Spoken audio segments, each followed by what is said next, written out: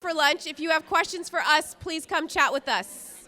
Thank you so much for coming. Actually, welcome everybody. Thanks for coming to our breakout session. So we are here to talk about change management strategies when we're running a social emotional learning initiative.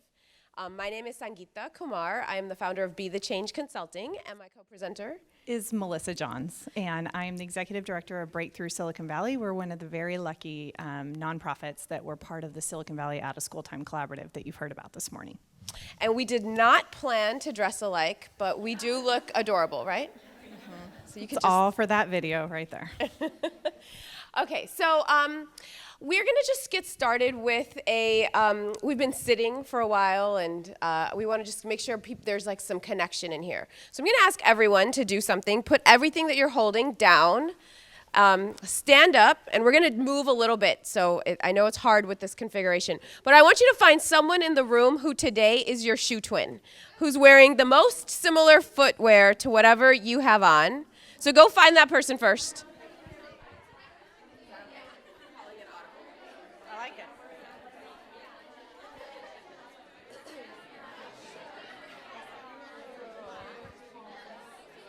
I think you're my shoe twin. Oh. You have the thing in the Okay. back. Yeah, All right, then. I'm gonna go with that. Okay, and then in 5 seconds, just find a partner. 5, 4, 3, 2, 1. And now look to the left or right. If someone doesn't have a partner, say, come work with us. Join them. Grab them and join them. Okay, now I want you to share with your partner who you are, what organization you're from, and then why did you choose this session? What's your role, and what are you doing with social emotional learning and change management and organizational development? Like, what is that? What is this? How is this relevant to you? That make sense? Okay, do it. Wonderful. Go ahead. So my name is Liz. I work at Puerto La Costa Sur en Pescadero. I'm the education director, and so we run an after-school program with our youth. And in light of the elections, I think some of our students deeply needed that prior to this, but I think are going to greatly benefit more from the enhancement of a social emotional learning program. I'm Sarah Kremer. I work with Acknowledge Alliance, formerly the Cleo ULAL Center. We're a mental health agency, and we provide support to students, teachers, and principals in schools. And we also we're promoting positive mental health and SEL for engagement and learning. And I was interested in being here because we work with a lot of administrators and district level staff. We're most successful when they're on board, and we're not at all successful when they're not. So Right. just thinking, I wanted to hear some strategies for approaching that. Great. Well, I hope All right, take 1 more minute. another today in some of those, because this is about kind of sharing the story of doing this new initiative. But certainly, I feel that all the time running a nonprofit, that if we do not have enough buy-in of the people that whose system we're interacting with or even trying to change, then we hit a lot of roadblocks. And we're going to talk a little bit about how those roadblocks are inevitable in any kind of change. Okay, find a place to close. Say your last-ish thoughts. So hopefully we get to some of that. All right. Nice to meet you both. Thanks for coming to this. Is that good? You guys already knew each other. Okay, clap once if you hear my voice. Clap twice if you hear my voice. Clap 3 times if you hear my voice. Okay, let me just hear from some of you. Tell me who you met and why that person is here, just to start the share-outs. All right, back there. They came in late, but they're starting first. Tell us who you are. My name is Nancy. I'm from Pie Ranch, Pescadero, California. Oh, can you hold the mic? Yes. Hello, everybody. And so how come you guys are here? It's all about social emotional learning, I think, the work that we're doing, connecting youth to the soil and to each other and to a sense of community and place. Beautiful. Yeah. Great. Thank you. You want to share too? No, I'm Christine. I'm Christine Wang. I'm with Children's Health Council, CHC in Palo Alto, and with the Teen Mental Health Initiative. And what we're doing is we're reaching out and partnering with schools to work on just addressing the mental health needs that are happening, especially at the adolescent teen high school arena. And SEL is a foundation for the work that we are doing, because we're talking about cultural change. And I do expect the barriers. Some people spoke to some of the barriers that exist in schools. And so we're looking at working through that and helping them Great. set up foundations. So figuring out how to overcome some barriers. Awesome. Let me hear from one more pair. Who else wants to share? Thank you, guys.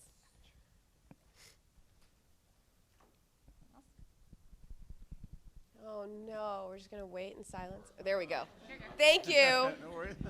Hi, I'm Ed with from Adventuremore, and we run Camp Edmo, which is science, tech, engineering, math camps all around the Bay Area. And we're really trying to intentionally incorporate SEL development through those kinds of hands-on science and math and art activities, which we think really lend themselves to building some of those life skills that we talked about, like perseverance and collaboration and teamwork. So working with a consultant right now, and then also, yeah, that's why I'm excited to see what you guys have, because we're going to roll this out to everyone. Awesome. Okay, thank you. All right, so let's all find a place to sit. Hold on to your stories of why you're here, and we'll keep making some connections.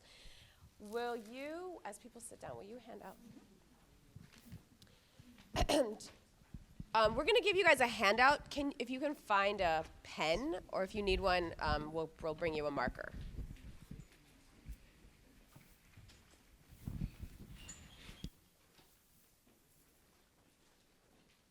Okay, so I was part of the initiative here in Silicon Valley that brought together a bunch of organizations to reflect together on how to implement social emotional learning into their organizations. And what we discovered was we had this plan, this very clear, well thought out plan that lived in like a table, and we said, here's what you're going to do first, and here's what we're going to measure, and here's what's going to change, and here's how we're going to meet. So we had all this good thinking. And then as we were going through it, we hit a bunch of obstacles and challenges, and we learned so much. We learned more from the challenges that we experienced than, well, we probably learned along the way, but we learned a lot from the challenges that we experienced. And so what we're going to share with you today is a change management framework, a tool that looks at a journey of learning. And so we're going to ask you to start by contextualize your journey of learning. So on your handout, we want you to answer 3 questions. We want you to think about the last either initiative or project that you were a part of. So maybe it is an initiative to start partnering with schools. Maybe it's an initiative to bring social emotional learning more intentionally into your program. Maybe it was a partnership or a collaborative, some project that required change that you were a part of or are currently a part of. So name what that is, and then we want you to just start to answer these 3 questions. What was exciting? What is exciting, or what was exciting, if it was something in the past? And then what challenges did you experience or are you currently experiencing? And if it's done, we want you to think about what was the final outcome. So just take a minute to jot down your ideas. And if you need a pen, raise your hand, we'll bring you one. Anyone?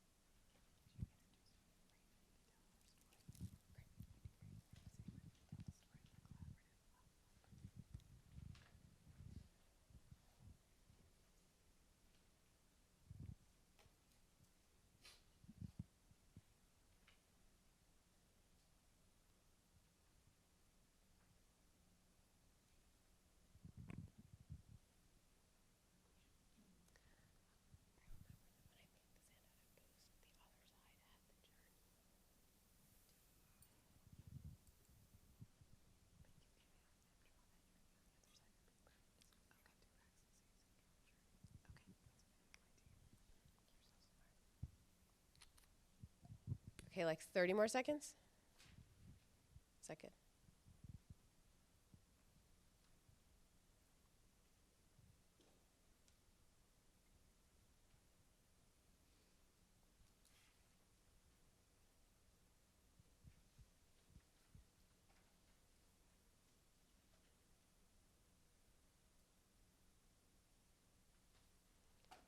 And then some of you are done. So then just turn to somebody who's sitting next to you and share what was exciting and what were the challenges, just the first two things in your box. And if you don't know each other's names, introduce yourselves first.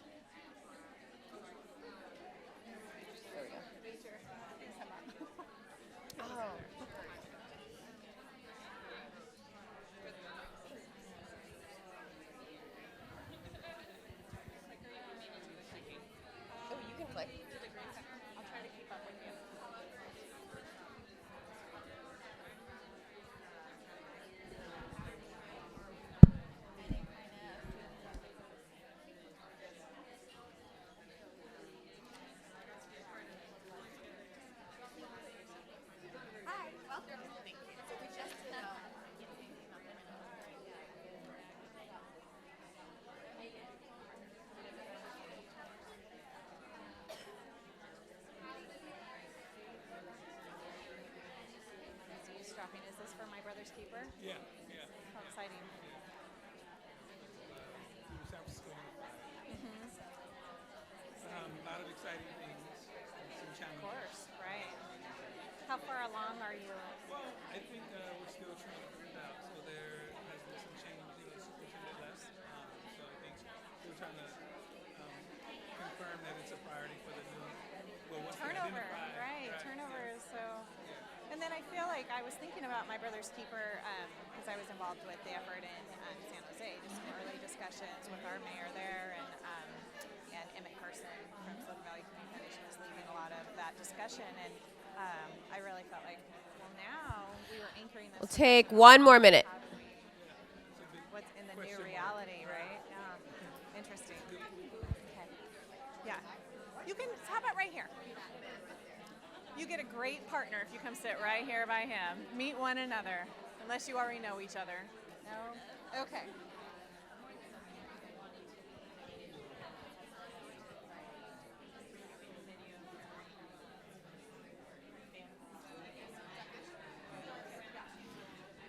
Okay, take 30 seconds, find a place to close.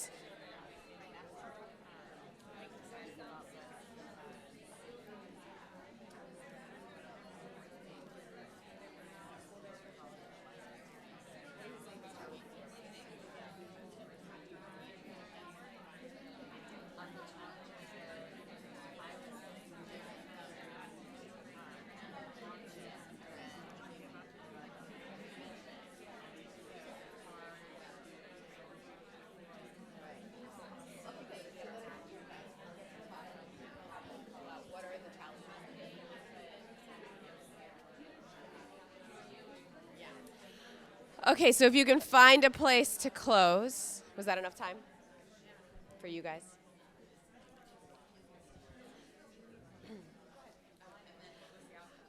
Okay, so we're gonna ask you to keep coming back to your story to contextualize the information that we'd like to share with you. So we have modified a presentation that we gave in another conference where we told a lot of our story in the collaborative that we were a part of. And so we're going to kind of shortcut our story today and start to layer on a framework and help you guys make some context connections. So just to start it, I'm going to have Melissa start our story. And so just to give you an idea of the genesis of this collaborative, we were a group of 9 organizations that had been working together for 3 years to build the capacity of our organizations. And we got to a place where at the end of those 3 years, the funders looked at us and said, it sounds like you guys want to keep working together. I'm paraphrasing, Ash. And, you tell us what would be something that would be exciting. And at the time, a few colleagues in that group were reading this book. Raise your hand, show me if you've also read Paul Tuff's work. And so if you, like us, work in the out-of-school time space or work with children, you know that when you read this book, at least I felt a sense of, wow, somebody's talking about the stuff that I wish I could prove. Because I have a sense that we do this work. And the colleagues sitting around the table said, I think if we could just set out to figure out how to tell funders, how to tell the people who invest in us, that this work we are in a unique position as out-of-school time organizations to contribute to student social and emotional learning or non-cognitive skill development, or whatever you want to call the work that we're talking about today. And that's what we decided to do. Embark on this next chapter, try something new, and try to validate to the people who were making investments in us that the work we were doing with youth was important, and also that we could improve upon that, and that maybe we could even connect it to research to be able to tell a better story about the value add that we had for youth in this emerging field. So there were 8 organizations at that point that decided to go through with the next phase in our collaborative, and we decided that we'd pilot this initiative to better connect our work to the research and to generate that data with proof of our impact over time. And so as when we stepped back and we were like, what was the process that we went through? We started looking for some frameworks that could help us kind of organize the different steps. And so we're going to share with you this, this graph, which is called A Journey of Learning, and it's developed by this guy, Kubler-Ross. And it says that in any journey of learning, there's 4 phases. And it's really learning that's about change or implementation of like organizational change. So the first phase is marked by or characterized by what we call uninformed optimism.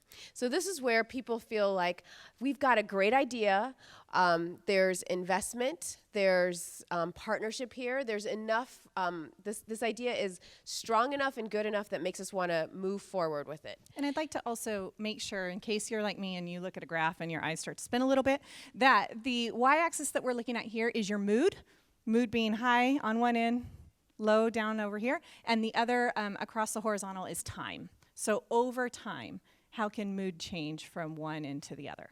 So initially, folks tend to start with uninformed optimism, and then over time we get to a place where the mood starts to drop and we hit this bottom of the curve, which is characterized by informed pessimism. And then we start to come back up to informed optimism and then completion. We hope. We hope. Some charts don't always look like this in projects. Right. So it's thinking about a tool for organizational change. Those of us that are architects of a change process or leading a change process, knowing that there's kind of phases that are typical will help us, one, plan for them, and then when we get to a different moment in time, we can be like, oh, I think this is what's happening. And so then we can take a step back and say, what are some best practices to do at this moment? So we'll continue with our story, and then I'll come back to this. Sure. So one of the things that we, like I just said, wanted to set out to do, and when we were really excited about doing this work and at the height of kind of this activity that we were launching into this next phase of working together, we said, this is awesome. Our new idea, we're optimistic about validating our work. We know we do good work. How can we validate that? And then also, how can we work with professionals in the research field to build a toolkit that maybe will help us do that work even better? Maybe we can all embark upon doing SEL work in a very similar way with fidelity to some sort of model that then we can collect a bunch of data that would be far more rich than if just one small little organization with 400 kids could do, because if we work together and collect a bunch of data, then maybe we'll be able to really tell a robust and rich story to the people who we're hoping to sell on this idea that this work in SEL is just as important as the academic outcomes you see on a grade report. One more. And then through that research, we worked with a firm that helped us identify some of the best practices in the field. So we knew inherently that we were doing some work within our organization, but I think it was natural to look out and kind of pick our heads up and say, what's out there? And what does research tell us are the best practices and kind of proven methods for being able to build students' non-cognitive skills, or the social and emotional skills that we're talking about today that lead to that success and that Paul Tuff talked about in his book. So we were really kind of excited about identifying this best practices, but there's a reason why the mood was changing over time. And we'll talk a little bit about how sometimes identifying best practices in the field, at least in this case, kind of led to a shift in mood over time. So what caused that downward trend in mood was, what felt exciting was we identified specific curricula that was picked by the group. It offered very clear strategies for folks to try. It felt very contained and clear, so the pathway was very organized. And then as folks in the organizations took the tools and started to implement, they started to feel like, oh, this is like a little more prescriptive than we imagined. For some folks, they were like, this is not culturally sensitive enough, or it's not age appropriate enough, or this curriculum works if you are working with kids in groups, but we work with kids one-on-one. So for all of these reasons, as we went from like the paper ideas into practice, from theory to practice, we started to hit a bunch of like implementation challenges. And they were pretty varied across all of the organizations. But what was common was people were like, oh, this doesn't feel as fun and sexy as we thought it was going to be in the very beginning. And because we were trying to connect our work to research, all of a sudden we really, as organizations, even though it was never, I want to make clear, told to us that we were on trial to prove our work, we felt like that was the original genesis for the idea. We wanted to be able to prove that what we were doing had significant impact. And so there was a little bit of, oh, if it's off the shelf curriculum and we try it, we should be able to make this work, and we should be able to prove the results are there. So we want to pause and share with you, I think, a question that we started to struggle with and see how you guys would relate to this. And I think this starts to happen in many initiatives where we were asked to take some off-the-shelf curricula and take the best practices defined by researchers and start to implement. And we started to feel like, uh-oh, something's off. And the practitioners who were doing the work in the organizations were like, we don't think this works, or we don't think maybe this works for somebody else, but it's not working for us. And the question that we had to call is like, what's more important? Like the fact that when we're doing work with young people, we kind of have a sense that we know what works. And I, as a practitioner, sort of like know how to work with this kid versus this kid versus this kid. And so I'm kind of doing things organically, right? And it's a lot of our field is about people who sort of have passion and they just are like rock stars and they know how to make something happen. And then on the flip side, when we're running an initiative or we're trying to connect to this, like these research validated indicators of growth mindset or habits of mind or grit or whatever it is, suddenly we're like, oh, we have to be more precise about what we're doing so that we can measure it, that we can replicate it, we can scale it, we can train the next person on how to do it. And so if this guy over here is a rock star and they can figure out how to do things because they're a rock star, but we all know that the turnover in this field is high and that guy leaves, what are we left with? We've got another person that we've got to find another rock star and homegrown them to figure out what works, right? And so this was a struggle that we were having. So I see some heads nodding. So we just want to invite you into our problem. So I want you to turn to the person who's next to you. Does that question make sense? Did I explain it well enough? So then what we want you to know, what we want you guys to grapple with is if you were in our place and this was the feedback that you were hearing from our collaborative members and practitioners in the field, what would you say to it? So the question felt like, what's more important? Is it our felt sense of what works or aligning to academic research? So we were kind of like in this struggle. So just turn to the person who's sitting next to you and just share what comes up for you when you see this. Or where is this familiar in your work?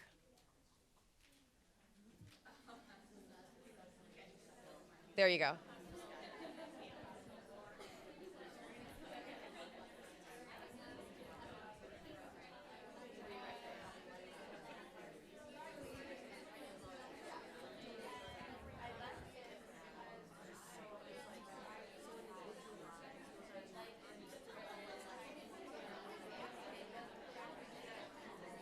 Yes.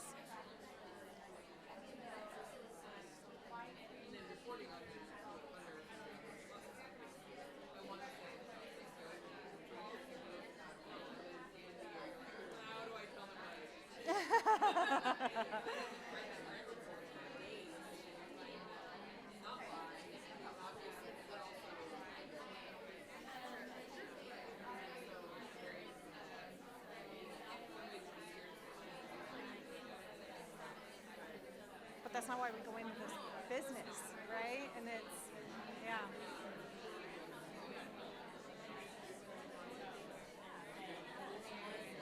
Right.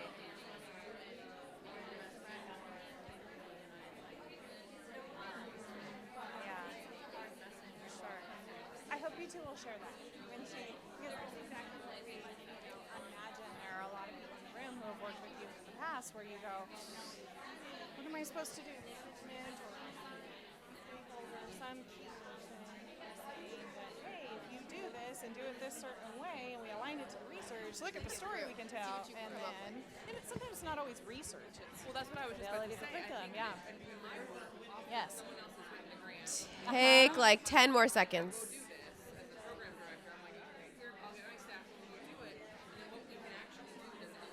Yes. Yes. Yes. You have to say that. You have to say that because you will find people in solidarity with you there that I think, I know, but I think I can tell you that the foundations in here want to hear that because that's what we learned from this collaborative too, is that they have to hear that continues to be an issue. Because then they push back on the people sitting in that office going, Okay, say your last thoughts and let's share together. no, they've learned that through this collaborative. Is that good? Yeah. Thanks, ladies. Okay, let's come back together. Tell us, how is this familiar to a challenge that you've experienced, or what advice would you have given us if you could have been a fly on the wall in this moment? Or if this just resonates and you felt that this is something that you've experienced, ladies. Hi.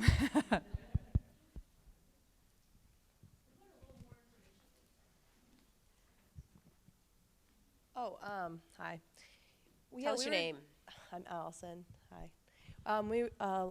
Laura and I were just talking about how this does resonate with us a lot, and just around how we can kind of balance between what some of our funders or the people above us are asking us to do, and as program directors, we want to be able to push back a little bit, be like, well, actually, we've seen this happen, or this is going to be really hard to implement, but also trying to motivate your staff at the same time to do what they know is right, and just like how you want to validate them and move them forward. It's like, yeah, okay, you had a good class with these kids, or like this kind of approach worked in teaching things, but that maybe wasn't the best practice, or that wasn't what you were told to do it. And so it's just constantly trying to find that balance between both of those needs, because they're both important, right? It's about being linked, but how do you do that?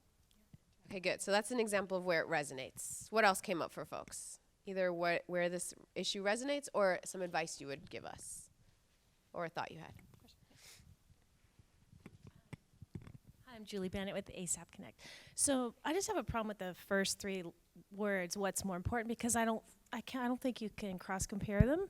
Yeah. I think you have to be really nuanced with how you look at the research and then adapt it to your setting. So you take the tenets of the research, you keep them with high integrity, and then you look at how to iterate, and make it work. So I don't think you can forego the research, but you have to,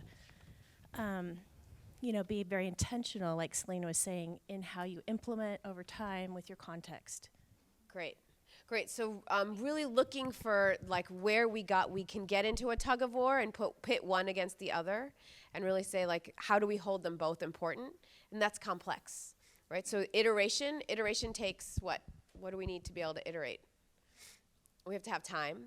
We have to be able to unpack the research. Sometimes what happens is the people who hear about the research, like if you think about all the people who are here in this room, the people who get to sit for a day and listen to the research from the researchers are not the people who are implementing the curriculum. And so there's like a journey of translating that research from the horse's mouth to the hearer of the horse to the person who's doing the work, right? So all that gets complex. Great, that's great. Thank you. Let's keep complexifying it. What else? What else came up for folks? Tell us your name. Hi, I'm Anna. I've been an academic, and for the last 14 years or so, I've been an executive director. And so my favorite framework for me to think about these issues is a quote that says, in theory, there's no difference between theory and practice, but in practice, there is. Uh-huh. And so I try to start. Everybody tweet that. So I start with a theory, but I understand that we're going to bump up against things. And so a little bit, like you said, try to look at the tenets, but also recognize that that when you're constructing theory, there are going to be things that the theoretician didn't encounter or think about, partly because of the subject matter or in their language, the subjects, in our language, the students, that bring to the table. So we always start there and we always think about it, but it is never the end point for us. Beautiful. Great. Awesome. Thank you. Okay, what else? What else did folks come up with? I thought it was interesting when we were talking. We had contrasting advice for you guys. So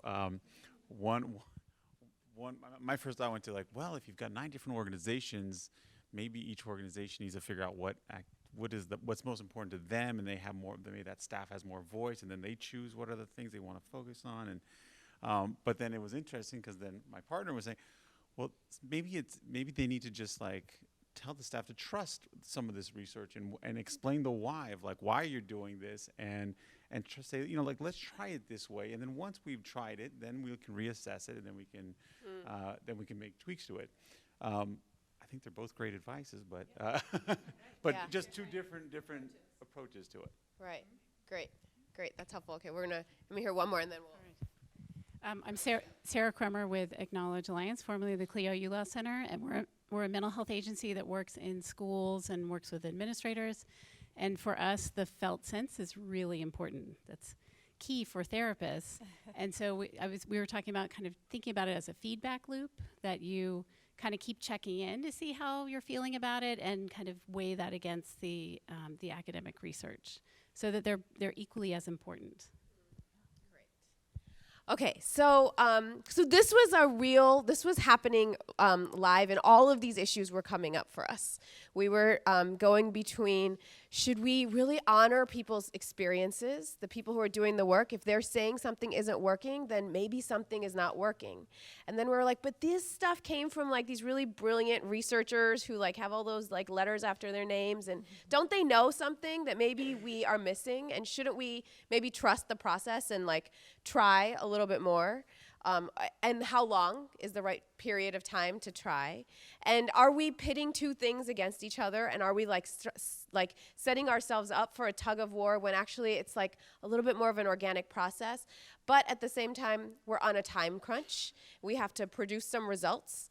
And we were in these collaborative meetings with practitioners from 9 different organizations and funders. And so then there's also like this thing of like, what if I name that I'm having a problem, but I'm actually the only one, and then it turns out that like I'm a big dummy, or like I don't know what I'm doing. And so that fear was also live, right? And I think naming, like, how do we name the challenge? How do we trust what we can name? And do we have the strength of relationship and like a learning climate where we can know we can put something out there and we're not going to get judged for it?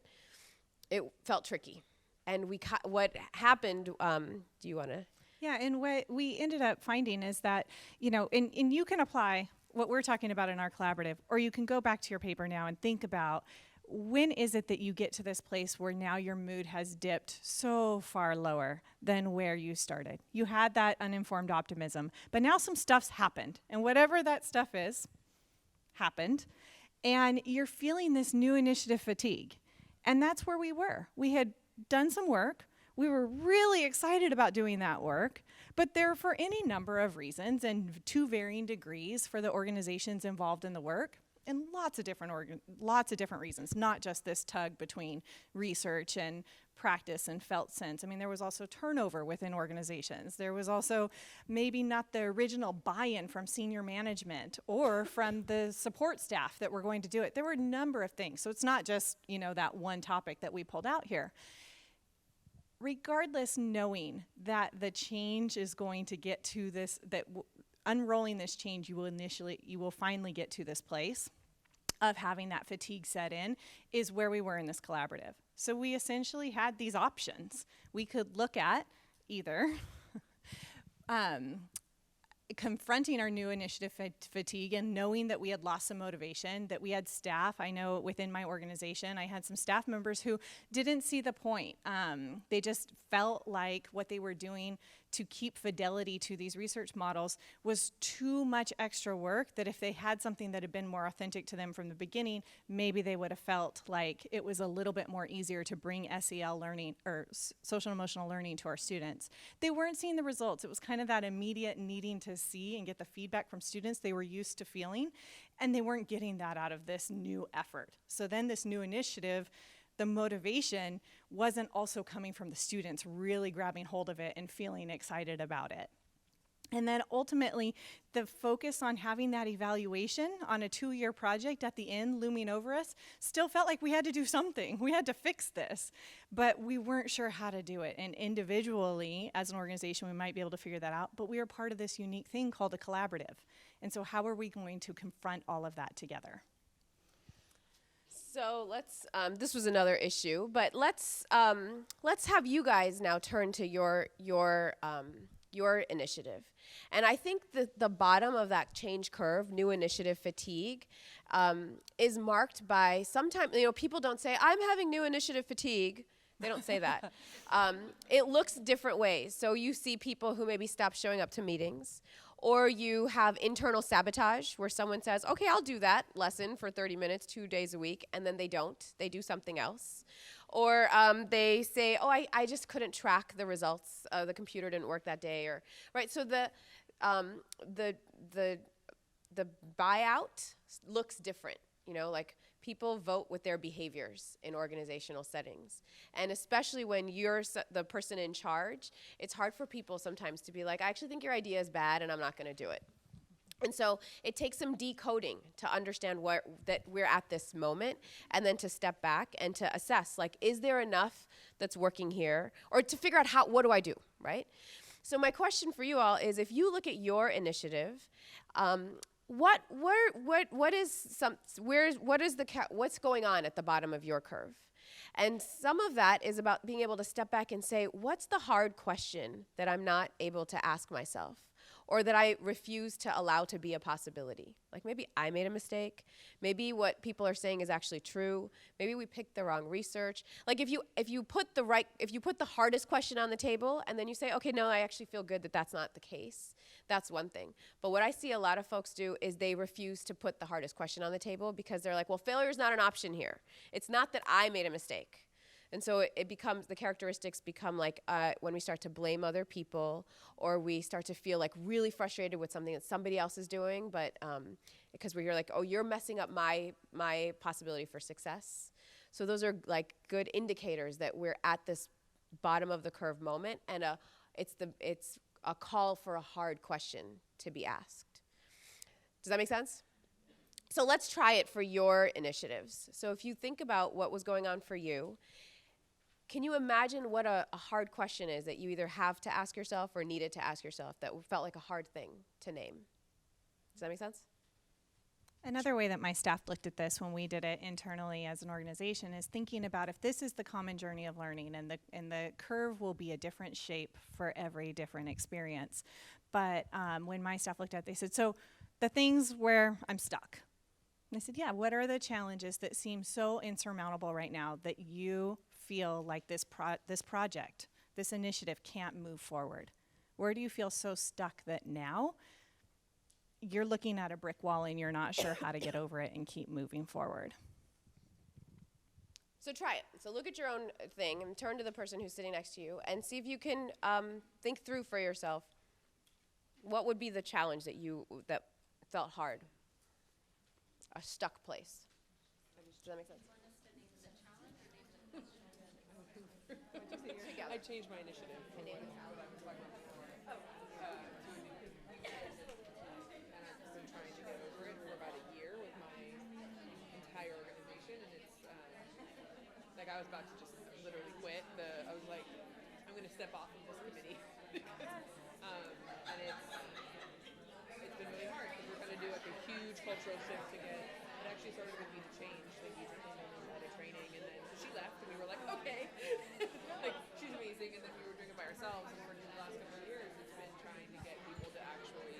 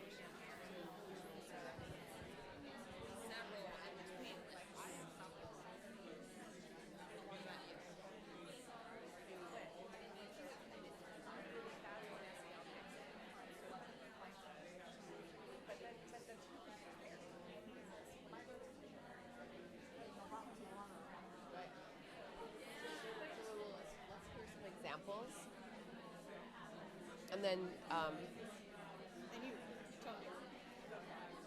no, I think you're right. Let's hear some examples, and then let's connect it to what growth mindset is. Okay, good.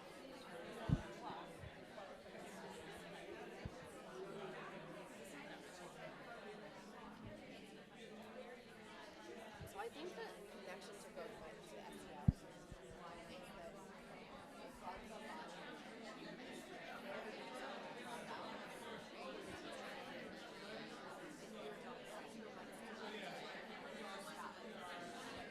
through a process that will leave you feeling like you'll know because you'll feel good later you should choice.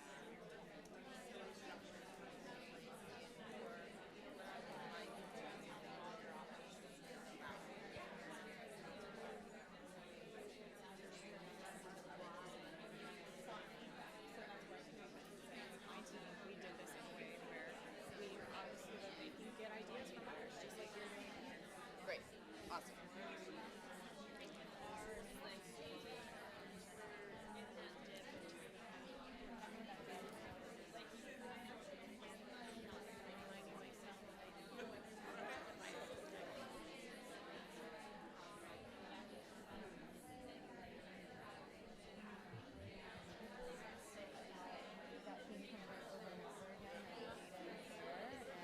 Or the trend is there, and how do I Take 30 more seconds. elevate it in a way? Is that good?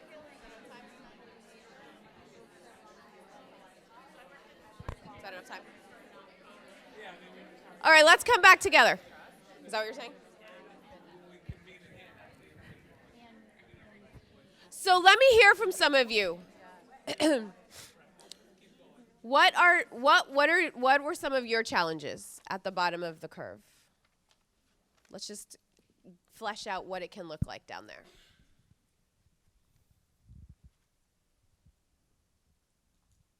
Yeah. Something as simple as just refusing to have a short-term plan or a long-term Oh, plan. he's trying to get you. I don't really. Can you say it one more time? I'm so loud. Something as simple as refusing to have a plan for the next step, so that you're kind of stuck. We don't know where we're going to go, but we haven't decided to take the time to make a plan for the next step. Great. So we're just kind of stay stuck. Great. Yeah. So it's like a moment where we feel like we're treading water because we're afraid to make even a short-term plan. And maybe that happens because we can't see 10 steps down. And so we're afraid to maybe we're wasting time, maybe it's not worth it. Great. Great. That's what it could look like. What else can it look like?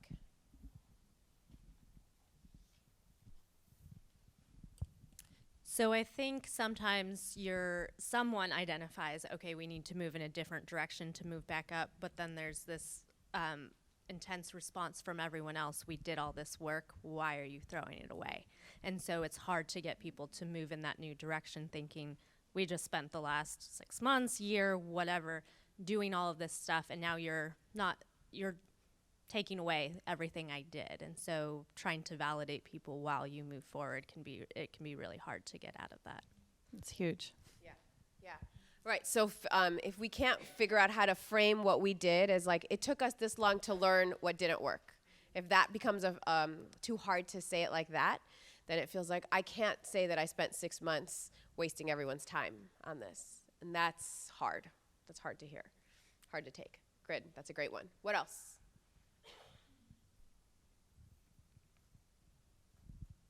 Come on. You talked about something. There we go. My heavy hitter back there. All right, I'm going to go again.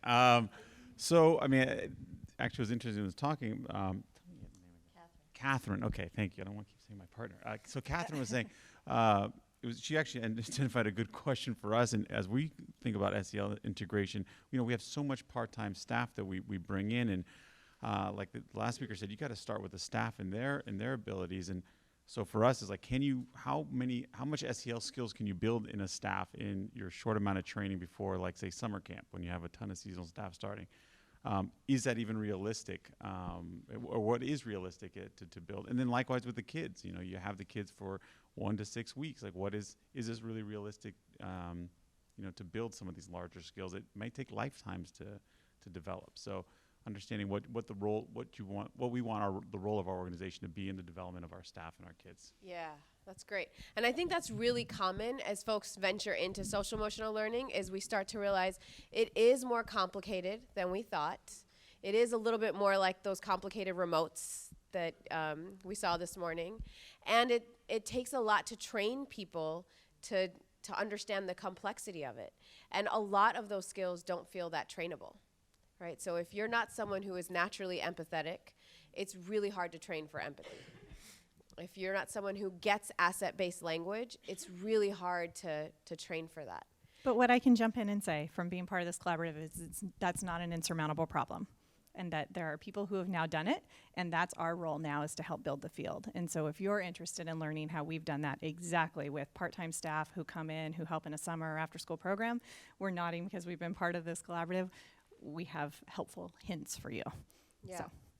Yeah, and the tool, I think we are at the place now where there's people who've had to like go from the research to figuring out how to make it practical, and then there's some stories of how do you do it for people who you get 20 minutes to train, or they're turning over every 8 months to a year, or you're bringing in a crop of staff that's just for summer camp. And I don't think that was part of the research that we got. And so yeah, so you're totally right. There's the questions of what is realistic and what is possible, and we start to learn how much training we need can start to feel hard. One more? Is there another one? Yeah. Oh, she's running to you with the mic. Oh, God. Okay, I will stop. I'll wait for you. Okay, so this is like true confessions time, and talking that into a microphone is harder than I thought. You sound great. Okay, I'm gonna fade everyone out and shut my eyes. So I think asking the larger question about our management buy-in and mindset, that I found our direct service staff are like really receiving our professional development in an amazing way, and realizing that maybe people who are higher up on the pay scale aren't as bought into this concept as they said they were at the beginning, when we were in uninformed optimism and we were like, yeah. And now we're like, okay, let's support this in a sustainable way. And everyone's like, what have you been doing? I don't understand SEL. And it was like our whole gang I just turned around when I thought I had Vikings behind me. And I was just my own little Viking army of one or two with my CBO. Great. Okay, I mean, not great, too bad, but yes.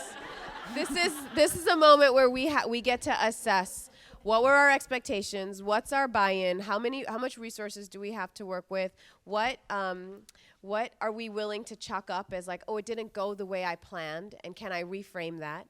And so what we know happens down here at the bottom of this curve is, if you imagine there's like a trampoline, and if we can get on this trampoline, the way you can jump back up, you can bounce back up. And that is really adopting a growth mindset about our change process.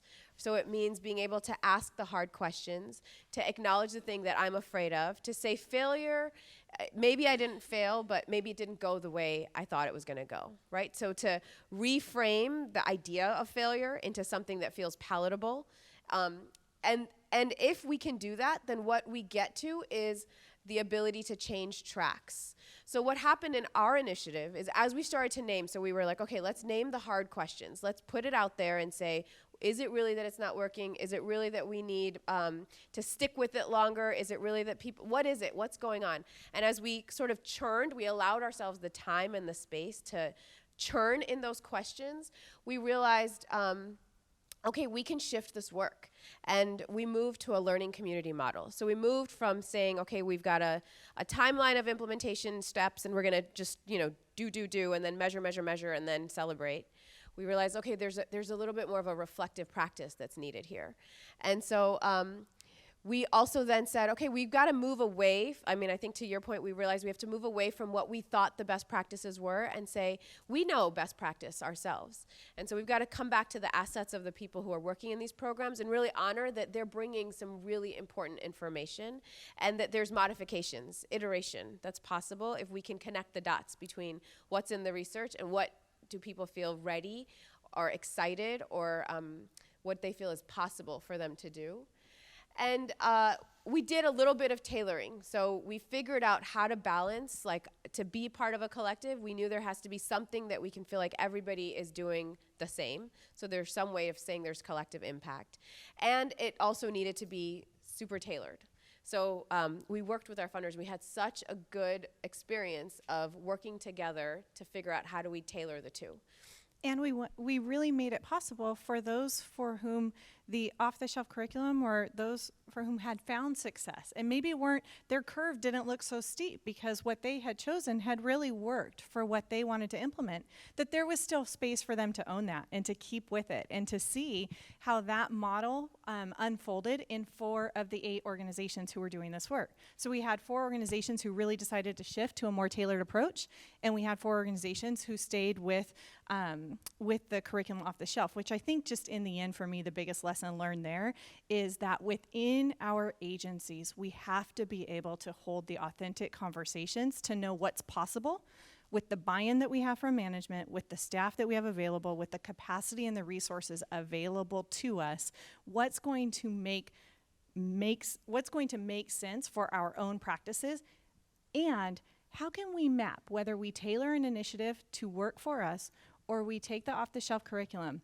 What I learned from this is that there is a way for all of us to map that back to the research and to feel good at the beginning. If you remember back to our uninformed optimism, we just thought, yes, we do this and we're gonna match it to this research, and I'm gonna knock the socks off of every funder that I ever get to talk to, because they're gonna see that out of school time organizations are the business, right? That's where they should be investing all their money. And what felt good for me at the end is knowing that I could honor what my staff knew how to do really well, and that we could honor being authentic to what we knew was working with kids, and that we could map that to the research, and I could still tell a really bold story. Let me do the last So then mood changed. Yeah, so we figured out how to change tracks, and we got to our place of completion. And do you want to do the last slide? Mm-hmm. And we figured out where we had a space to own some growth mindset for ourselves. And I know for me as a consultant on this project, I don't like to fail. I don't like to be a part of a project that doesn't feel like everyone is happy and is, I want people to feel uplifted and excited every single moment of the process. And so there was a lot of like gut check moments where we were like, this is a place to ask a harder question.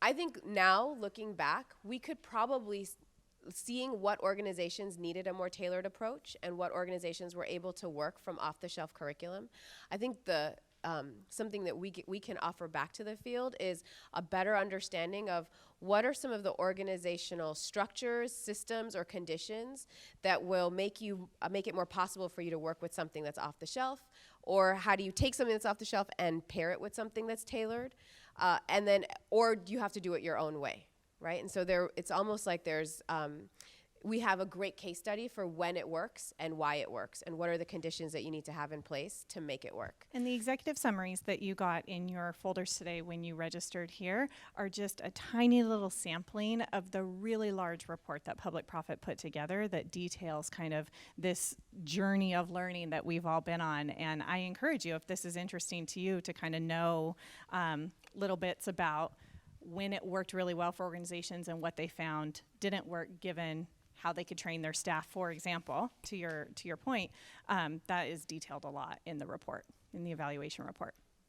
So what we're hoping we can close you out with, we're at time, is just to think about the next time you are in an initiative, if you think about that curve, what's something that you will do differently? Or what's something that you'll take from here to apply to an initiative that you are in currently? If you can just share that with the person next to you, and then we'll peace out. Go to lunch.